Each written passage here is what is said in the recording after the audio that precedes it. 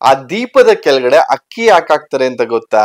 ಕೇವಲ ಪೂಜೆ ಮಾಡ್ಬೇಡಿ, ಆ ಪೂಜೆ ಮಾಡುವಂತ ವಿಧಾನದಲ್ಲಿ ಯಾವ್ದಕ್ಕೋಸ್ಕರ ಬಳಸ್ತಾ ಇದ್ದೀರಾ, ಸೊ ಅದು ಬಳಕೆ ಮಾಡಿದಾಗ ಯಾವ ರೀತಿ ನಮ್ಗೆ ಪ್ರತಿಫಲ ಸಿಗುತ್ತೆ ಅನ್ನೋದನ್ನ ನೀವು ತಿಳ್ಕೊಂಡು ಮಾಡಿದ್ರೆ ಬಹಳಷ್ಟು ಒಂದು ಸಕ್ಸಸ್ ಸಿಗುತ್ತೆ ನಿಮ್ಗೆ.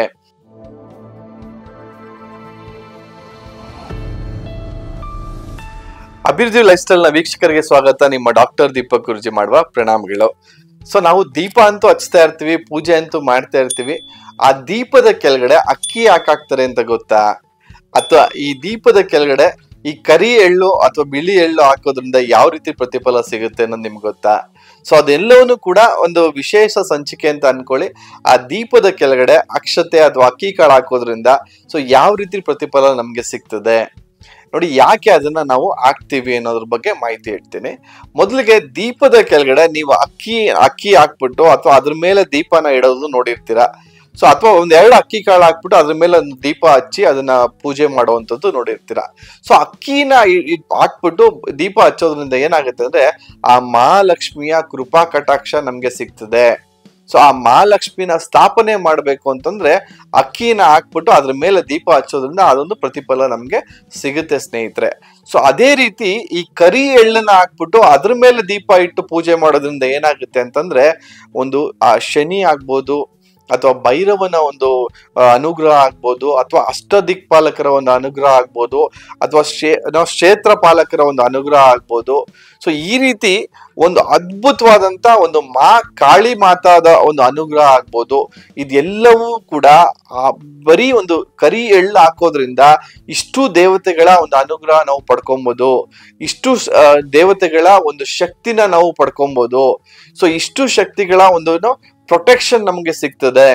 ಸೊ ಬರೀ ಪೂಜೆ ಮಾಡೋದು ಒಂದೇ ಅಲ್ಲ, ಪೂಜೆ ಮಾಡ್ಬೇಕಾದ್ರೆ ಯಾವ ರೀತಿ ಒಂದು ಕಾಳುಗಳನ್ನ ಹಾಕೊಂಡು ಪೂಜೆ ಮಾಡೋದ್ರಿಂದ ನಿಮ್ಗೆ ಯಾವ್ಯಾವ ರೀತಿ ಪ್ರತಿಫಲ ಸಿಗುತ್ತೆ ಅಥವಾ ಯಾವ ರೀತಿ ಶಕ್ತಿಗಳನ್ನ ನೀವು ಬರ್ಮಾಡ್ಕೊಳ್ತೀರಾ ಅನ್ನೋದು ಬಹಳಷ್ಟು ಇಂಪಾರ್ಟೆಂಟ್ ಆಗುತ್ತೆ ಸ್ನೇಹಿತರೆ.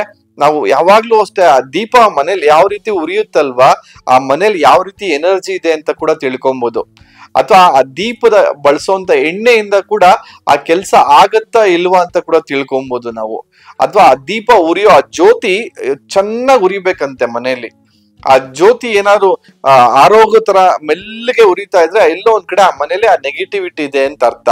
ಅಥವಾ ಎಲ್ಲೋ ಒಂದ್ ಕಡೆ ದೀಪ ಎಷ್ಟೇ ಎಣ್ಣೆ ಹಾಕಿ ಎಷ್ಟೇ ಬತ್ತಿ ಹಾಕ್ಬಿಟ್ಟು ಹಚ್ಚಿದ್ರು ಕೂಡ ಆ ದೀಪ ಒಂದ್ ಜ್ಯೋತಿ ಚೆನ್ನಾಗಿ ಉರಿಬೇಕಂತೆ ಮನೇಲಿ. ಆ ಜ್ಯೋತಿ ಉರಿಯೋ ಮುಖಾಂತರನೇ ಆ ಮನೆಯ ಶಕ್ತಿ ಯಾವ ತರ ಇದೆ ಅಥವಾ ಅವ್ರು ಮನ್ಸಲ್ಲಿ ಅನ್ಕೊಂಡಿದ್ದು ಕೆಲ್ಸ ಆಗುತ್ತೋ ಇಲ್ವೋ ಅನ್ನೋದನ್ನ ಕೇವಲ ಆ ಜ್ಯೋತಿ ಉರಿಯೋದ್ರಲ್ಲಿ ನಾವು ಅದನ್ನ ತಿಳ್ಕೊಂಬಿಡ್ಬೋದು. ಆ ರೀತಿಯೆಲ್ಲ ಒಂದು ಶಕ್ತಿ ಇದೆ ಸ್ನೇಹಿತರೆ. ಹಾಗಾಗಿ ಕೇವಲ ಪೂಜೆ ಮಾಡ್ಬೇಡಿ, ಆ ಪೂಜೆ ಮಾಡುವಂತ ವಿಧಾನದಲ್ಲಿ ಯಾವ್ದಕ್ಕೋಸ್ಕರ ಬಳಸ್ತಾ ಇದ್ದೀರಾ, ಸೊ ಅದು ಬಳಕೆ ಮಾಡಿದಾಗ ಯಾವ ರೀತಿ ನಮ್ಗೆ ಪ್ರತಿಫಲ ಸಿಗುತ್ತೆ ಅನ್ನೋದನ್ನ ನೀವು ತಿಳ್ಕೊಂಡು ಮಾಡಿದ್ರೆ ಬಹಳಷ್ಟು ಒಂದು ಸಕ್ಸಸ್ ಸಿಗುತ್ತೆ ನಿಮ್ಗೆ. ಸೊ ಹಾಗಾಗಿ ಕೇವಲ ಒಂದು ದೀಪ ಹಚ್ಚೋದೇ ಅಲ್ಲ, ಹಚ್ಬೇಕಾದ್ರೆ ನೀವು ಯಾವ ಎಣ್ಣೆನ ಬಳಸ್ಬೇಕು, ಅಥವಾ ತುಪ್ಪದ ದೀಪ ಹಚ್ಚಿದ್ರೆ ಯಾವ ರೀತಿ ಪ್ರತಿಫಲ ಸಿಗುತ್ತೆ, ಅಥವಾ ಬೆಳ್ಳಿ ದೀಪದಲ್ಲಿ ಹಚ್ಚಿದ್ರೆ ಯಾವ ರೀತಿ ಪ್ರತಿಫಲ ಸಿಗುತ್ತೆ, ಅಥವಾ ಮಣ್ಣಿನ ದೀಪದಲ್ಲಿ ಹಚ್ಚಿದ್ರೆ ಯಾವ ರೀತಿ ಪ್ರತಿಫಲ ಸಿಗುತ್ತೆ. ಸೊ ಈ ರೀತಿ ಒಂದೊಂದಕ್ಕೂ ಕೂಡ ಒಂದೊಂದು ಅರ್ಥಗಳು ಇರ್ತದೆ ಸ್ನೇಹಿತರೆ. ಹಾಗಾಗಿ ಸೊ ಇವತ್ತಿನ ಸಂಚಿಕೆಯಲ್ಲಿ ನಾನು ಹೇಳಿರುವಂತದ್ದು ಆ ದೀಪದ ಕೆಳಗಡೆ ಅಕ್ಷತೆ ಆಗ್ಲಿ ಅಕ್ಕಿ ಕಾಳಾಗ್ಲಿ ಹಾಕಿ ಪೂಜೆ ಮಾಡೋದ್ರಿಂದ ಆ ತಾಯಿಯ ಒಂದು ಅನುಗ್ರಹ, ಲಕ್ಷ್ಮಿಯ ಕೃಪಾ ಕಟಾಕ್ಷನ ನಾವು ಪಡ್ಕೊಬಹುದು.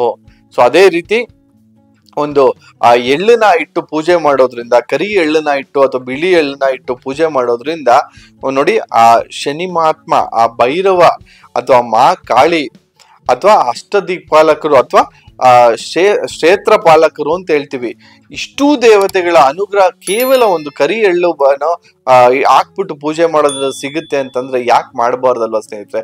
ನಾವ್ ಎಲ್ಲೆಲ್ಲೋ ಹೋಗ್ತಾ ಇರ್ತೀವಿ, ಎಲ್ಲೆಲ್ಲೋ ಏನೇನೋ ಹುಡುಕ್ತಾ ಇರ್ತೀವಿ. ಕೇವಲ ಇದೊಂದು ವಸ್ತುಗಳನ್ನ ನೀವು ಪೂಜೆ ಮಾಡೋದ್ರಲ್ಲಿ ಬಳಕೆ ಮಾಡೋದ್ರಿಂದ ಇಷ್ಟೆಲ್ಲ ಪ್ರತಿಫಲ ಸಿಗುತ್ತೆ ಅಂತ ಹೇಳಿದ್ರೆ ಯಾಕೆ ಅದನ್ನ ಬಿಡ್ಬೇಕು ಅಂತ ಕೇಳ್ಕೊಳ್ತಾ ಇವತ್ತಿನ ಸಂಚಿಕೆ ಮುಗಿಸ್ತಾ ಇದೀನಿ. ವಂದನೆಗಳು.